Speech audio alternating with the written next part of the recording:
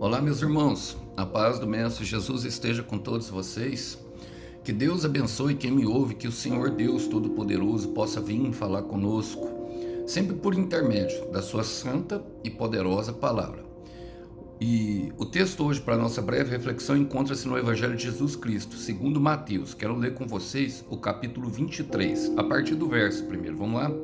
Diz assim: Então Jesus disse às multidões e aos seus discípulos: Os mestres da lei e os fariseus ocuparam o lugar de intérpretes oficiais da lei de Moisés.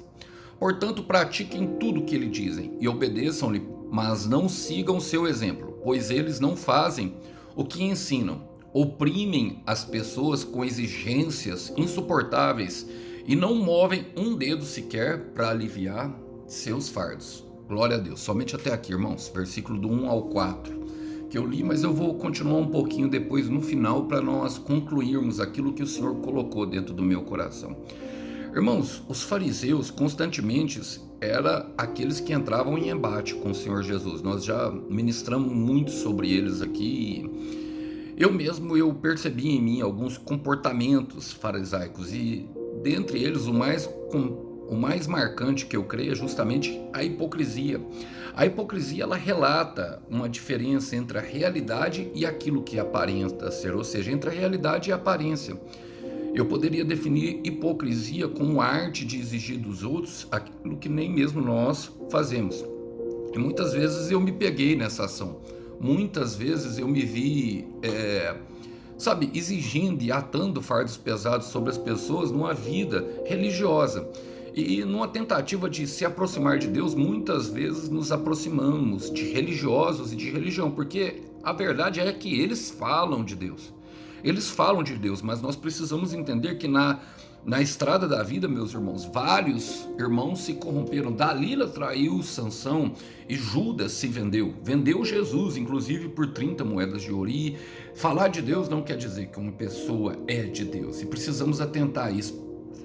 Hoje se comemora no Brasil exatamente o dia da mentira, que para mim, na verdade, não deveria nem ser comemorado. Mentira, em João 8,44 fala que o pai da mentira é Satanás, ele é o arquiteto e o construtor da mentira. Nós fomos chamados para andar em verdade. Jesus é a verdade, a palavra de Deus. Nós fomos chamados para andar conforme ele andou, tendo o mesmo sentimento que Cristo Jesus. E pensando nisso, quero trazer algumas aplicações para a nossa vida. Vamos lá? Diz assim: Então Jesus disse às multidões e aos seus discípulos. Irmãos, Jesus fala com todos. Deus, ele fala com todos. Ele fala com as multidões, mas ele fala com os discípulos. E o que quer dizer isso, irmãos? Deus não faz acepção de pessoas. Deus não age com favoritismo. Nós vemos isso em Romanos capítulo 6, versículo 11. Palavras do apóstolo Paulo, palavras do apóstolo Pedro, em Atos 10, 41. Deus não age com favoritismo. Palavras do apóstolo Tiago, Tiago 2, 9. Que nós não devemos tratar as pessoas pela sua classe social. Nós não devemos tratar porque elas têm mais dinheiro. Você se conhece uma pessoa justamente como que ela trata no seu trabalho. Se ela trata o faxineiro e o dono da empresa da mesma forma, é uma pessoa que é bom que você tenha algo a aprender com ela. Você entenda que a atitude dela revela o caráter dela. Então, Deus não faz atitude de pessoas, mas Deus faz sim. Deus não faz a acepção de pessoas. Ele não age com favoritismo, mas ele faz sim acepção de atitudes. É a atitude que define quem nós somos diante de Deus. E entenda, Deus age com reciprocidade. Nós vemos isso nos Salmos 18, a partir ali do verso 18, que ele com os justos ele mostra justos, com os puros ele mostra puros, com o perverso, porém, ele vai se mostrar rígido, severo. E essa é uma verdade bíblica, que ele vai nos mostrar, ele vai se mostrar de acordo com aquilo que nós nos revelamos a ele. Em João capítulo 3, no versículo 17, Jesus, numa conversa com um dos fariseus, ele fala exatamente o porquê que ele veio ao mundo. Ele fala assim: pois Deus mandou o seu Filho para salvar o mundo e não para julgá-lo. Nós estamos num tempo da graça, num tempo favorável do Senhor, e a compreensão disso deve retratar em nosso ensino, principalmente nós que ministramos a palavra. e até mesmo aqueles que pregam com atitude. Nós fomos chamados a pregar, irmão, a construir uma arca como Noé. E isso é feito mais através das nossas atitudes que das nossas palavras. Ele fala, não para julgá-lo, mas no versículo 18 ele fala, aquele que crê no Filho não é julgado, mas aquele que não crê já está julgado porque não crê no Filho, único de Deus. Vocês percebem a diferença? Vocês percebem que é justamente a referência à atitude?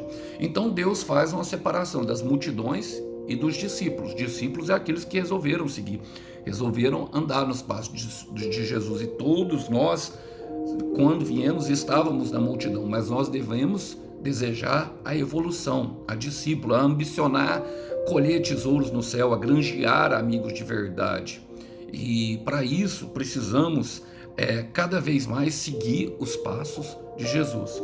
Ele continua falando, os mestres da lei, versículo 2, os mestres da lei e os fariseus ocuparam o lugar de intérpretes oficiais da lei de Moisés. Irmão, Deus sabe a responsabilidade que cada um carrega.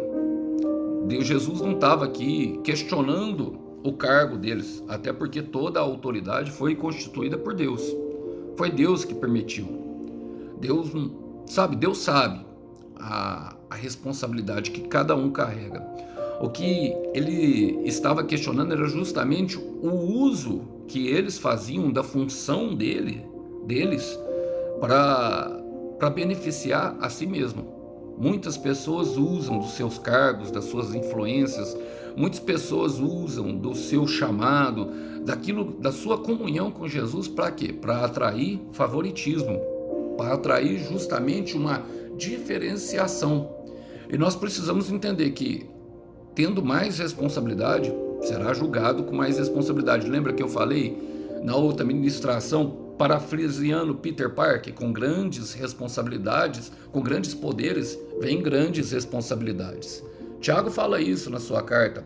Olha o que Tiago fala eu quero ler primeiro Tiago, capítulo 2, versículo 2 e 13. Diz assim, ó.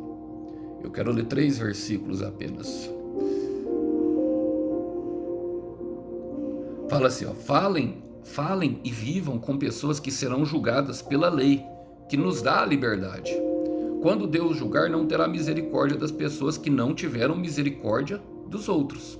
Mas as pessoas que tiveram misericórdia dos outros não serão condenadas no dia do juízo final. Paulo fala que cada um vai ser julgado em Romanos 12, 14 ou 14, 12, eu não me lembro exatamente, que cada um vai dar conta de si mesmo, da sua própria salvação. E essa é uma verdade bíblica, que cada um é responsável pelas suas atitudes. Nós colhemos aquilo que nós plantamos e Deus está atento, exatamente atento a tudo que nós estamos fazendo e todos os recursos que Ele nos dá, o que nós estamos fazendo com isso. E a função, aquilo que nós carregamos, ela é exatamente algo que o Senhor nos dá.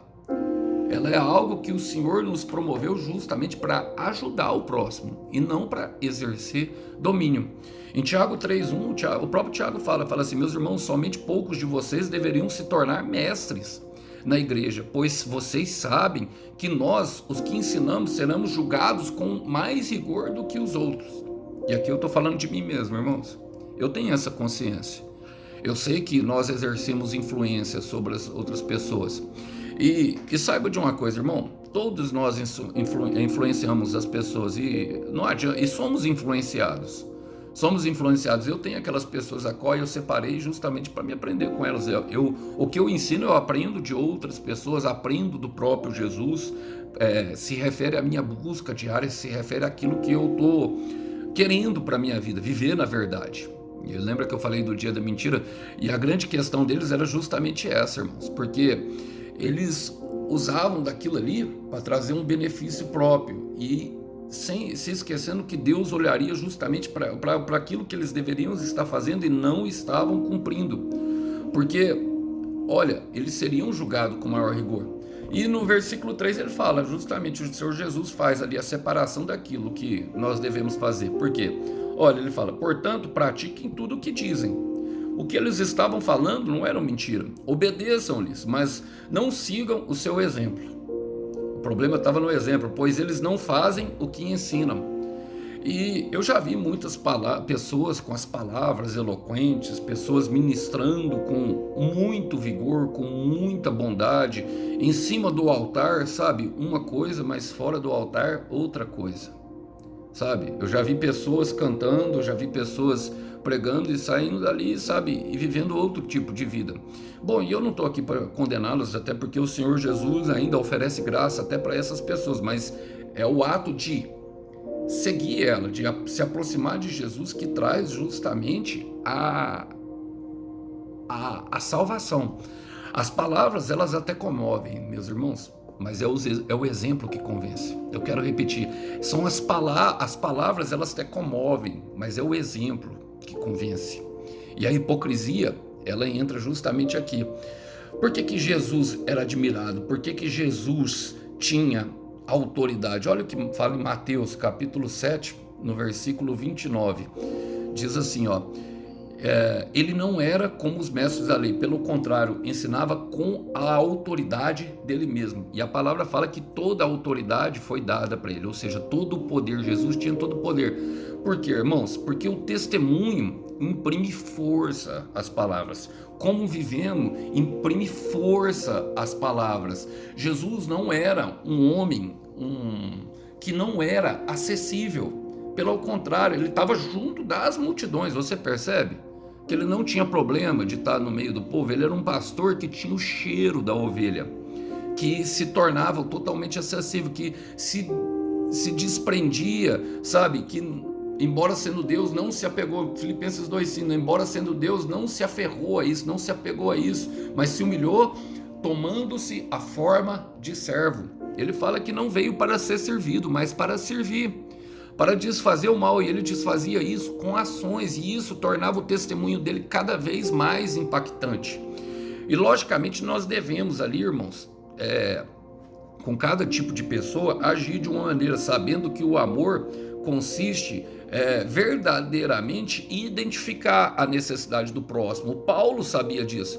Paulo tinha uma igreja, a igreja de Tessalônica era uma igreja bastante dificultosa, porque lá, além de ter os falsos ensinos,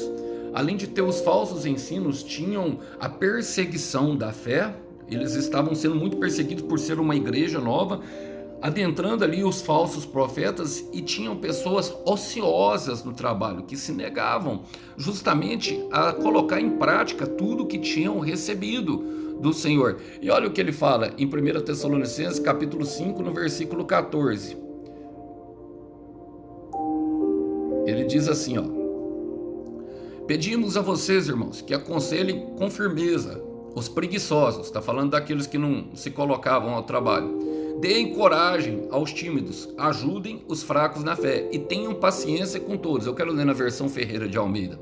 Exortemo-vos também, irmãos, aqui admoestei os insubordinados, consolei os desanimados, ampareis os fracos e sejam longânimos para com todos. Isso vai exigir do nosso amor, daquilo que nós devemos, identificar a necessidade de cada um. Imagine por um momento você trocar algum desses elementos, ou trocar alguma dessas ações, misturar em um grupo diferente. Por exemplo, você começar a admoestar, ou seja, exortar aquele que está desanimado, ou exatamente consolar aquele que é preguiçoso. Ele vai ficar cada vez mais preguiçoso, não é verdade? Então, cada qual temos ali a maneira certa de fazer, logicamente. Não estou aqui questionando isso, mas parte justamente de um convívio pessoal, de se interessar pela vida da pessoa para identificar a necessidade dela e aplicar aquilo que a palavra de Deus exige, a verdade. E muitas vezes nós queremos ali encontrar, sabe, numa mentira, e hoje é o dia da mentira, que aqui no Brasil, misericórdia, mas para nós é o dia da verdade, sempre vai ser o dia da verdade. Eu quero declarar o fim desse dia profeticamente.